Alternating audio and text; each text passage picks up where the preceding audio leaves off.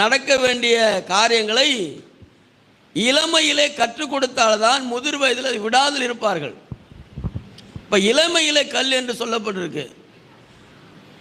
இளமையில் கற்க வேண்டிய பிள்ளைகளுக்கு கல்வியிலெல்லாம் சின்ன பிள்ளைகளே நம்ம கற்றுக் கொடுக்குறோம். ஏன்னா பெரிய பிள்ளைகள் மண்டையில் ஏறாது, ஏறும், ஏன்னா ஏறும் ஆனால் ஏறாது. நான்லாம் படிக்கிறேன்ல, அதனால் எனக்கு ஏறுதில்லை மண்டையில், அப்போ எல்லாருக்கும் ஏறும்ல. ஆனாலும் அன்னைக்கு சொல்லியிருக்கிறாங்க பெரியவங்க இளமையில்.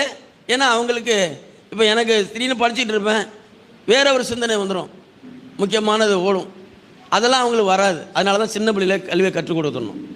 சின்ன பிள்ளைகளிலே கல்வியை கற்றுக் கொடுக்குறது தான். அதான் சொல்கிறார், என்ன கல்வி மாத்திரமல்ல, உலகத்தின் நன்மையான காரியங்களை உங்கள் பிள்ளைகளுக்கு நீங்கள் கற்றுக் கொடுக்கணும். நீங்கள் ஒரு போதகர் ஆகணும், நீங்கள் ஒரு போதகி ஆகணும். ஒரு தகப்பன் ஒரு போதகனாகணும். சபை மாத்திரம் போதகர் அல்ல.